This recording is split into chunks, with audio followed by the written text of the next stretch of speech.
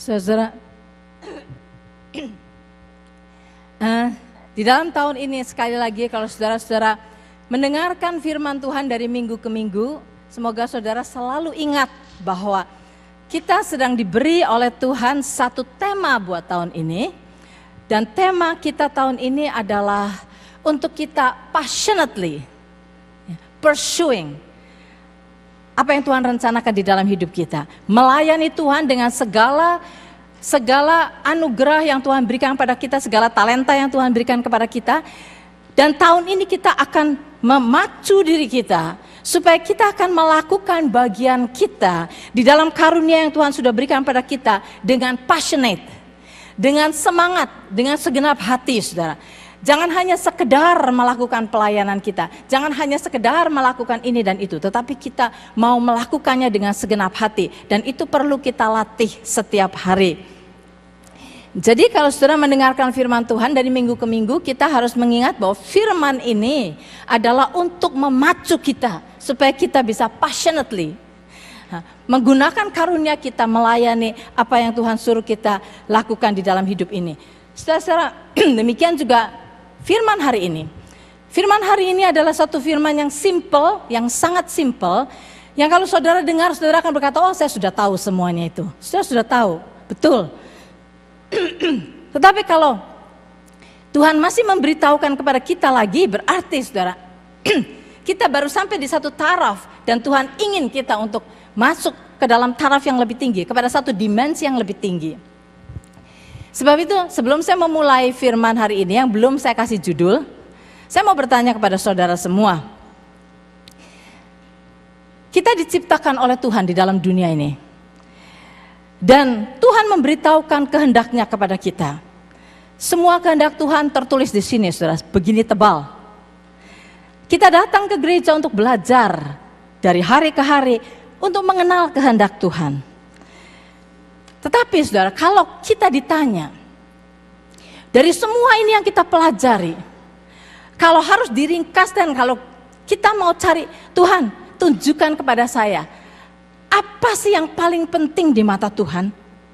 Apa itu kalau hanya satu hal saja yang Tuhan ingin kita lakukan? Hanya satu hal. Jangan segini banyaknya. Semua itu kalau cuma satu hal yang Tuhan ingin saya lakukan, yang terpenting di mata Tuhan itu apa, saudara? Supaya kita enggak pusing-pusing, cuma satu hal saja. Apakah itu? Apakah satu hal ini adalah Tuhan kehendaki untuk kita berbuat baik kepada semua orang, berbuat baik, berbuat baik, berbuat baik, berbuat baik. Apakah itu satu hal yang terpenting di mata Tuhan? Apakah yang terpenting di mata Tuhan adalah untuk kita pergi ke ujung dunia untuk menyatakan firman Tuhan supaya orang-orang diselamatkan? Apakah itu kehendak Tuhan yang utama? Mari kita tanya pada diri kita masing-masing, saudara. Apa, saudara? Tentu di dalam hati saudara sebagian besar sudah ada jawabannya. Karena pertanyaan ini pernah ditanyakan oleh murid-murid Tuhan Yesus. Murid Yesus bertanya kepada Yesus, Guru, apakah hukum yang paling utama? Yang terpenting di mata Tuhan itu apa? Karena ada banyak hukum-hukum Allah. Nah Tuhan menjawab, dia berkata begini, yang terutama adalah, kau kasihilah Tuhan Allahmu dengan segenap hatimu, dengan segenap jiwamu, dan dengan segenap akal budimu. Dan kau kasihilah sesamamu manusia. Itu yang terpenting. Kalau cuma satu, saudara, dari seluruh Alkitab ini, kita mau ringkaskan dan kita mau tahu apa sih kehendak Tuhan yang terutama, adalah mengasihi. Mengasihi Allah dan mengasihi sesama itu seperti koin yang mempunyai dua sisi. Saudara tahu kalau saudara mempunyai quarter coin, ya, setali itu Canadian quarter, saudara akan lihat di satu sisi ada gambarnya ratu, the queen, dan di sisi satunya ada gambar moose, itu simbolnya Kanada. Kalau saudara punya koin yang cuma ada gambar ratu saja, gambar queen aja, sebaliknya kosong, koin itu nggak akan berlaku, tidak mempunyai nilai. Demikian juga kalau koinnya itu cuma mus saja, nggak ada ratunya, juga nggak punya nilai, saudara. Koin itu akan bernilai kalau ada dua-duanya, ada gambar queen dan ada gambar mus di belakangnya, itu akan bernilai. Demikian juga Tuhan berkata, kasihi Tuhan dan kasihi sesama. Enggak bisa cuma salah satu, karena Tuhan berkata begini, kalau engkau tidak bisa mengasihi saudaramu yang kelihatan saja, bagaimana engkau bisa mengasihi aku yang enggak kelihatan? Jadi kita bohong kalau kita bilang, oh Tuhan, I love you, I love you, I love you, tetapi kita benci saudara kita. Tuhan bilang, enggak mungkin. Sebab itu saudara, hari ini kita akan merenungkan mengenai kasih. Dan saudara, judul yang diberikan pada saya, topik yang diberikan pada saya adalah fake love. Kasih yang pura-pura. Kita sering belajar mengenai kasih philia, kasih eros, kasih agape dan sebagainya. Tetapi kita nggak pernah belajar fake love. Kita nggak pernah belajar kasih yang palsu, nggak pernah. Nah, hari ini kita akan melihat hal itu, karena dari melihat hal itu kita akan bisa mengetahui yang Tuhan inginkan yang mana. Saudara, kita tanya, ada satu pertanyaan lagi. Apakah kasih itu sama dengan kebaikan? Apakah kasih itu sama dengan kebaikan? Apa jawaban saudara di dalam hati saudara masing-masing? Jawabannya adalah tidak selalu. Tidak selalu. Karena saudara, kita bisa melakukan kebaikan tanpa kasih.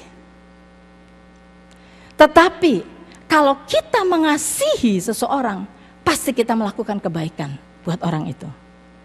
Kasih dengan kebaikan itu tidak selalu sama, tetapi sangat-sangat mirip.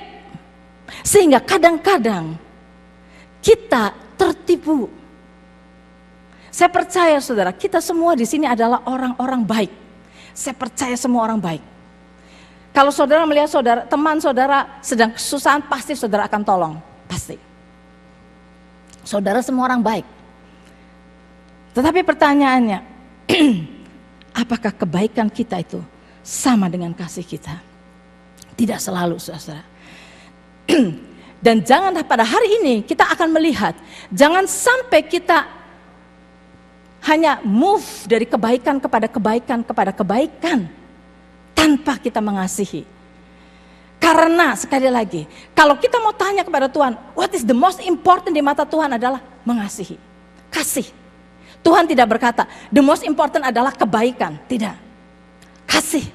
Karena Tuhan tahu begitu kita mengasihi, pasti kita melakukan kebaikan dengan sendirinya.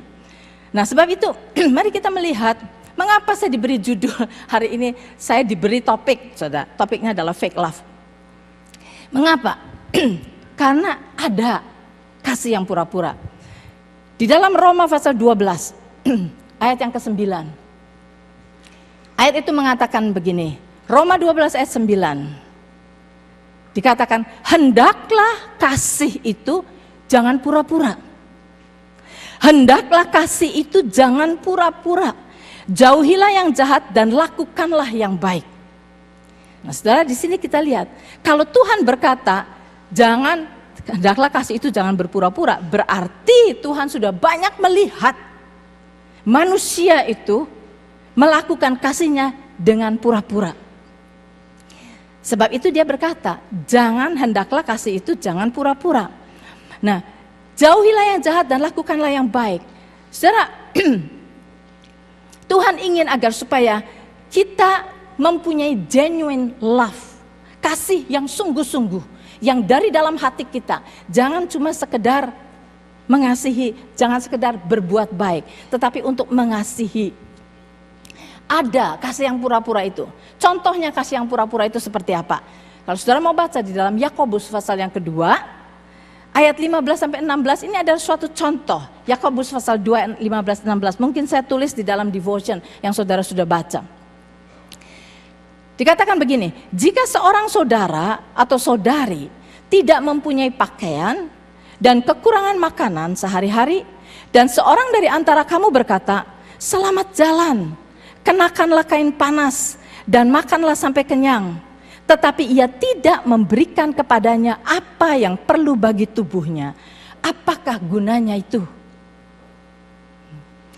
Dari ayat ini sudah jelas kita melihat ayat ini, kita mengerti. Ya, kalau kita lihat orang itu nggak punya pakaian, nggak punya makanan, kita bilang, oh pakai pakaian yang anget ya, makan yang banyak ya, yang kenyang ya, terus kita pergi. Saudara. Kita bisa dapat bayangkan, apa artinya semua itu?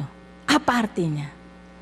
Nah, kita berpikir, kita sih nggak akan berbuat begitu. Tetapi saudara, bukankah seringkali kita berpikir bahwa tanpa kita sadari, sekali lagi tanpa kita sadari, kita seringkali berpikir kalau kita concern mengenai keadaan orang lain, ya, dan kita berkata misalnya, oh si Anu kasihan loh, si Anu lagi ada di dalam hospital, dia sedang sakit kasihan loh, apalagi anaknya lagi masih kecil-kecil kasihan loh.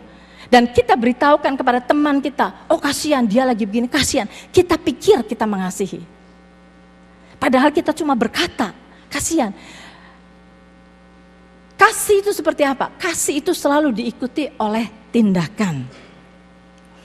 Kasih tanpa kita sadari, seringkali kita pikir kebaikan kita merupakan kasih. Belum tentu. Saudara, kalau kita jalan di pinggir jalan, ada seorang yang sedang mengemis di situ. Kita lihat, oh saya punya uang, kasih $5.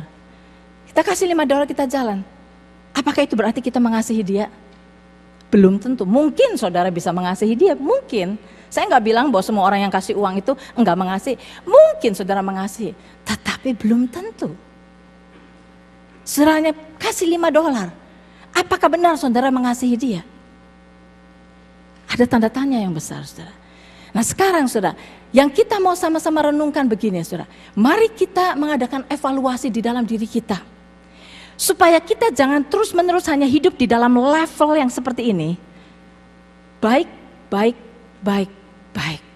Karena perkara baik saudara, semua orang yang tidak di dalam Tuhan pun bisa berbuat baik. Semua agama pun mengajarkan kebaikan.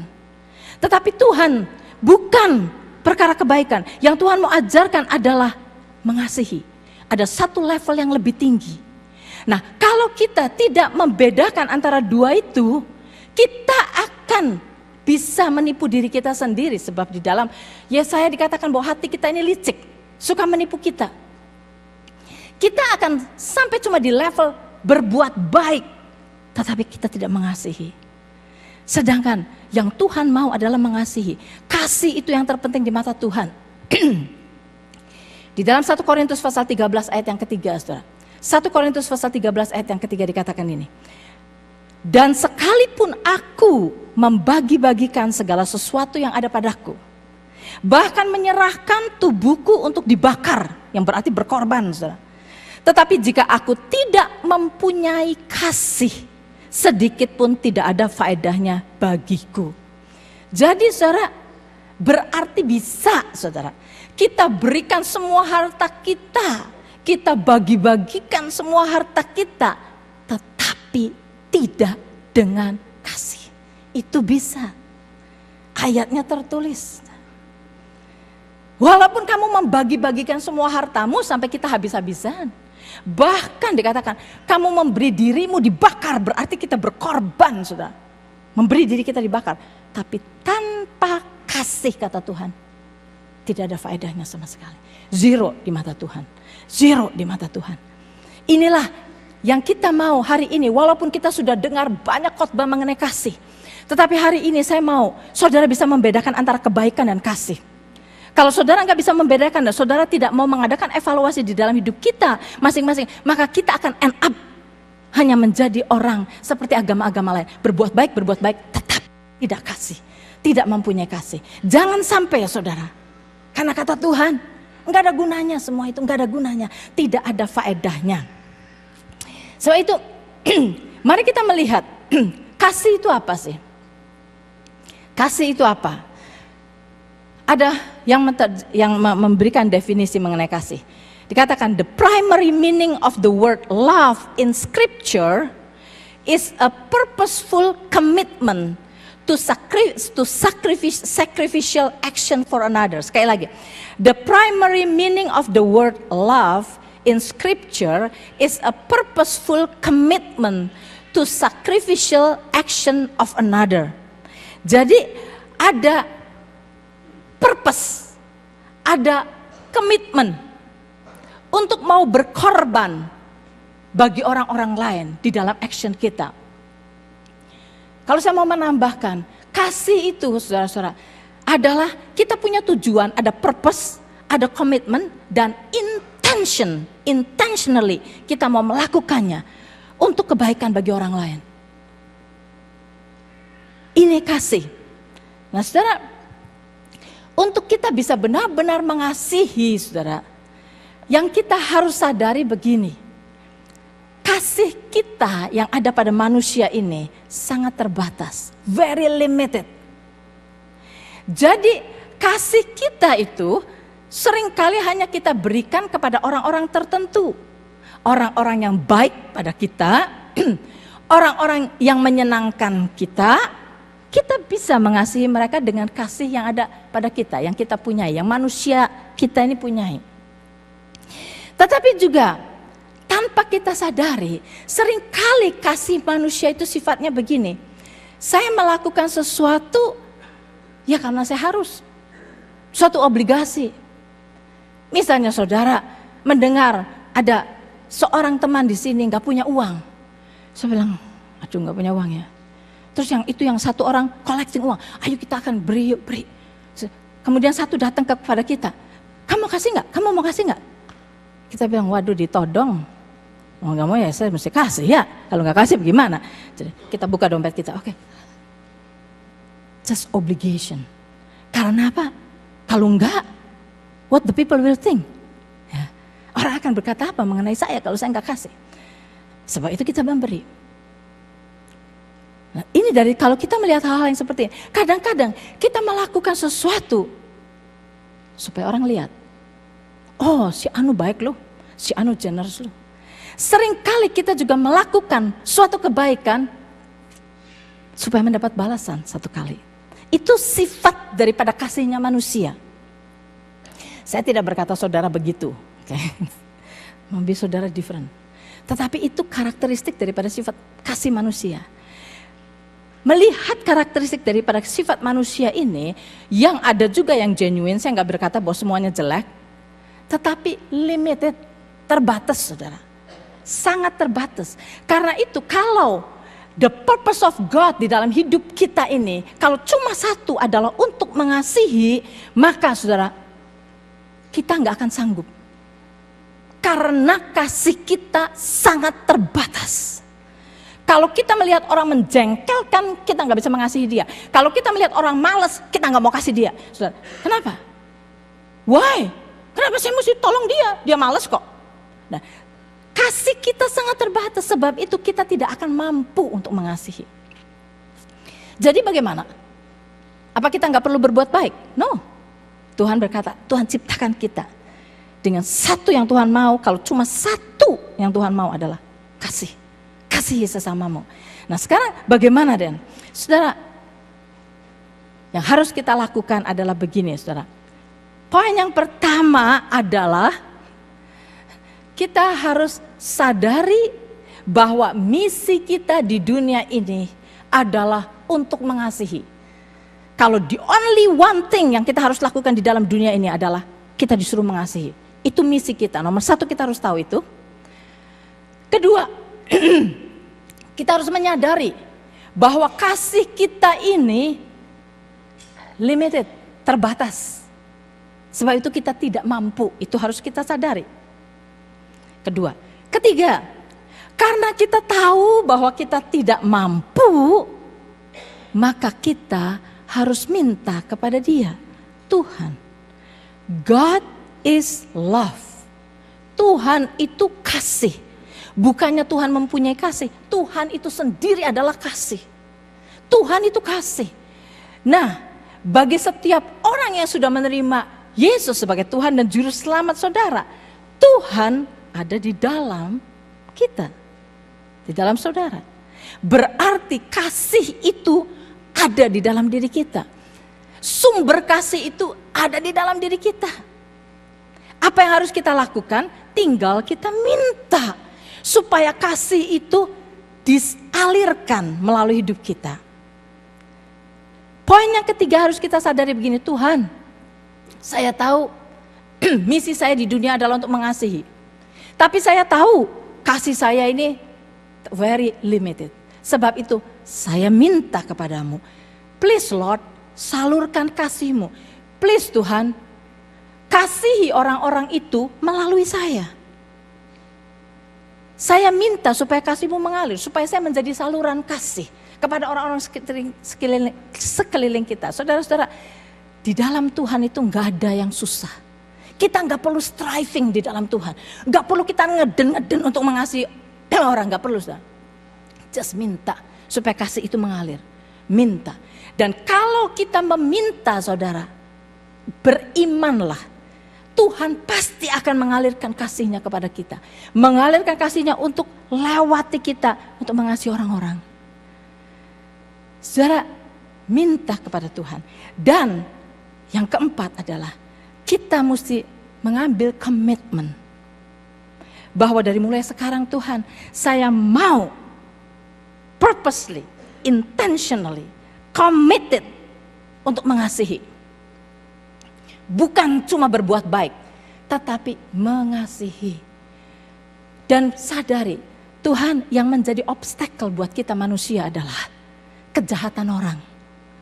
Kalau kita melihat orang jahat, kalau kita melihat orang itu tidak deserve di dalam pikiran kita, maka kita nggak bisa mengasihi. Tetapi kasih Tuhan, saudara, nggak ada limitnya. Dikatakan pada waktu kita masih berdosa, Dia turun untuk mati buat kita. Berarti kasih Tuhan itu begitu powerful, tidak ada kejahatan yang bisa melebihi, yang lebih berkuasa daripada kasih Tuhan. Tidak ada.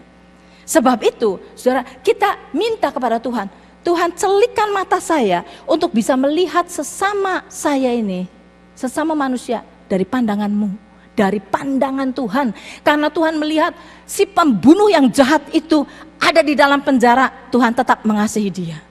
Tuhan melihat orang yang begitu jahatnya, orang yang begitu kurang ajarnya, orang yang menghina Tuhan seperti apa, Tuhan tetap mengasihi dia. Sebab itu yang kita perlu adalah, Tuhan celikan mata saya untuk bisa melihat mereka dari pandangan-Mu Tuhan.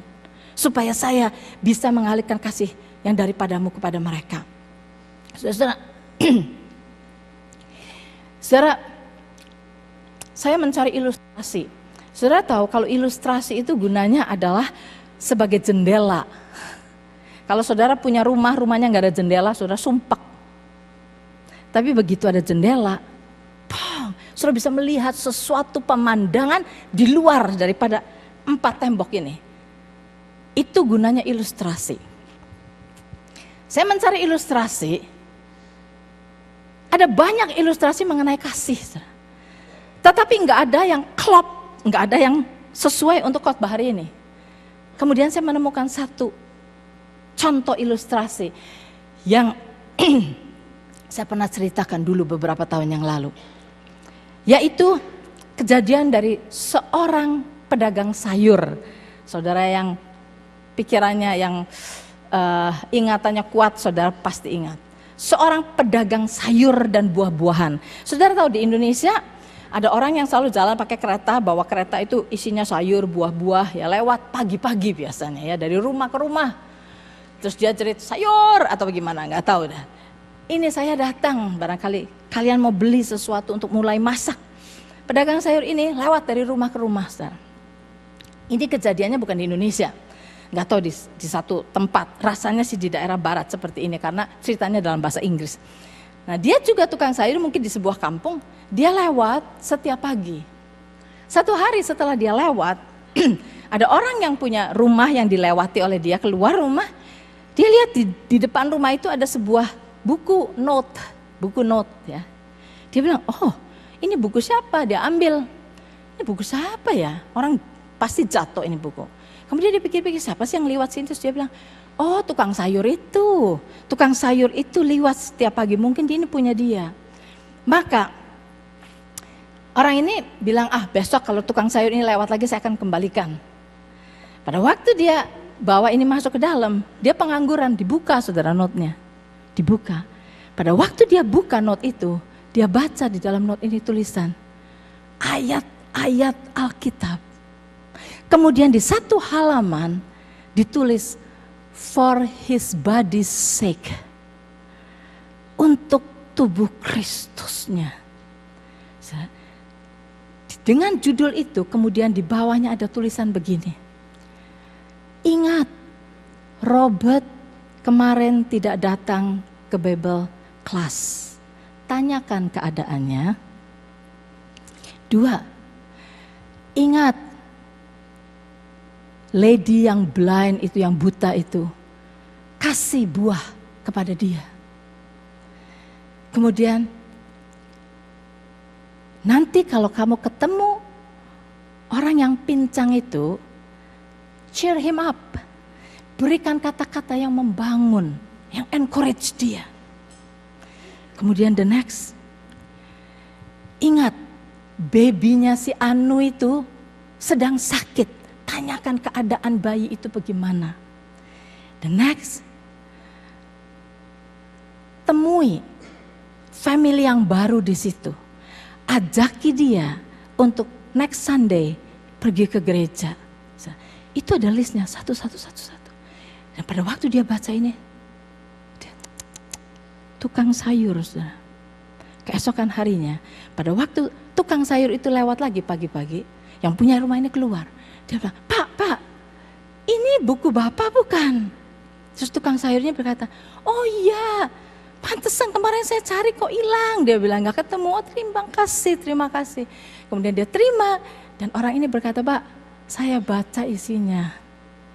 Oh, dia bilang gitu. Kok Bapak punya catatan seperti itu tuh setiap hari? Dia bilang, iya. Dia bilang, iya. Dia bilang, you know what? Dia bilang, itu yang saya lakukan.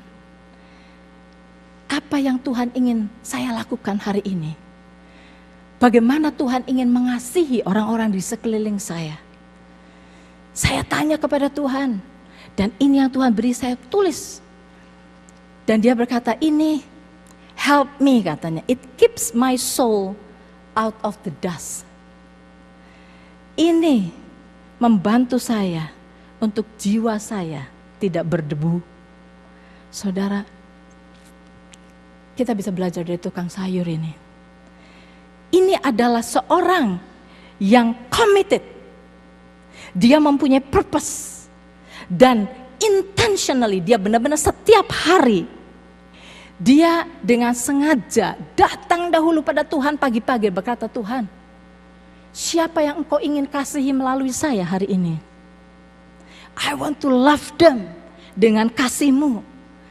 Dan kalau kita bertanya kepada Tuhan, saudara, Tuhan itu memberitahu. Tukang sayur bisa diingatkan oleh Tuhan. Bayinya si Anu itu sedang sakit, tanyakan. Si Anu ini begini, si Anu ini. Saudara, dan dia catat itu semua. Dan dia berkata begini, dengan ini, catatan ini, dengan apa yang Tuhan berikan kepada saya ini menolong saya untuk jiwa saya tidak dikotori dengan debu. Saudara, kita sibuk dengan melakukan kasih Tuhan, mengalirkan kasih Tuhan kemana-mana, saudara. Kita tidak punya waktu lagi untuk memikirkan kejahatan orang, kejelekan orang, sakit hati kita kepada orang lain dan sebagainya. Saudara, kita tidak akan punya waktu lagi. Jiwa kita akan dibersihkan dengan kasih Tuhan yang mengalir melalui kita kepada siapapun juga yang Tuhan ingin kita kasihi. Saudara, itu yang harus kita lakukan, purposely, setiap hari. Kita mempunyai purpose, Tuhan. Because this is the only one yang Engkau ingin. Kalau ada cuma satu hal yang Tuhan ingin saya lakukan di dalam dunia ini. Engkau telah menciptakan saya. Kalau ada satu hal yang Tuhan ingin saya lakukan adalah mengasihi.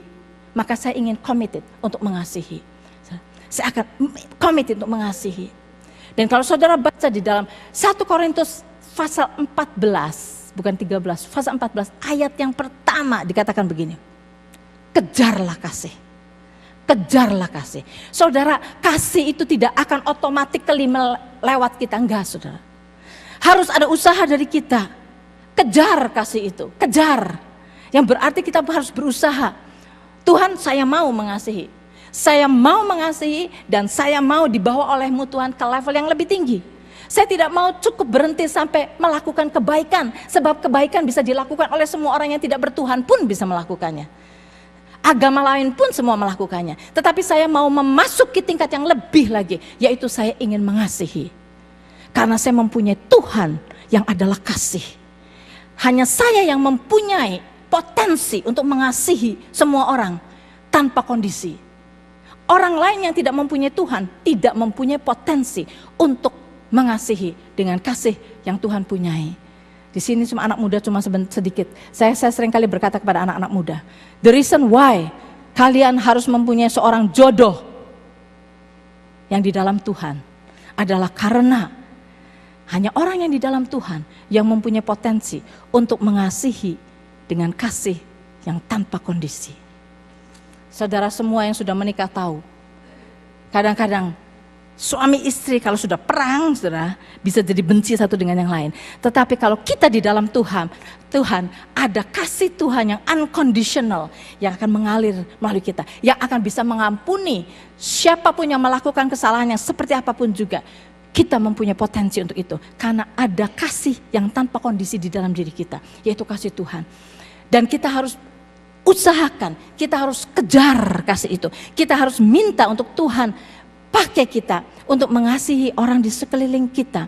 Saudara, walaupun kasih ini yang kita pelajari hari ini bukan hanya sekedar kita, saya mau mengasihi supaya saya mendapat berkat, supaya saya mendapat upah, bukan itu maksudnya, saya tahu. Tetapi saudara, di dalam Tuhan itu ada yang namanya the law of sowing and reaping. Hukum menanam dan menuai. Sebab itu kalau kita membiasakan diri kita untuk menanam kasih, pasti kita akan menuai kasih. Pasti kita akan menuai hal yang luar biasa. Sebab itu yang kita harus minta supaya kasih Tuhan mengalir melalui hidup kita. Supaya hidup kita jangan cuma stay di dalam baik, saudara, but to the excellent way adalah kasih. Saya akan mengajak saudara semua untuk bangkit berdiri. Kita akan berdoa. Dan saudara akan ucapkan kata doa itu dengan lagu yang mengatakan, kasih dari surga yang mengalir di tengah-tengah kita. Saudara, sebentar kita akan mengikuti perjamuan kudus. Perjamuan kudus ini, saudara, adalah bukti dari kasih Tuhan yang tanpa kondisi yang dicurahkan kepada kita. Pada waktu kita masih berdosa, Dia mau turun ke dalam dunia ini dan mati buat kita. Sebab itu pada waktu kita menyanyikan lagu ini, kalau saudara sudah hafal lagunya gampang, kasih dari surga memenuhi tempat ini. Saudara hafal, tutup mata saudara. Kalau saudara enggak hafal, saudara bisa baca.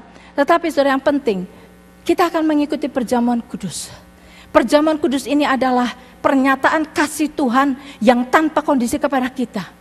Dan pada waktu kita mengikuti perjamuan kudus ini, kita imani, Tuhan kasih-Mu ini Tuhan.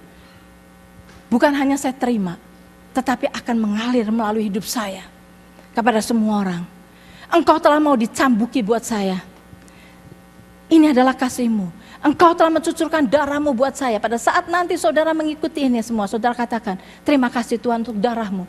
Terima kasih Tuhan untuk tubuh-Mu. Dan kasih ini Tuhan bukan hanya sebagai contoh, tetapi akan menjadi realitas di dalam hidup saya. Akan masuk ke dalam diri saya dan akan menjadi aliran kasih-Mu kepada orang-orang di sekeliling kita.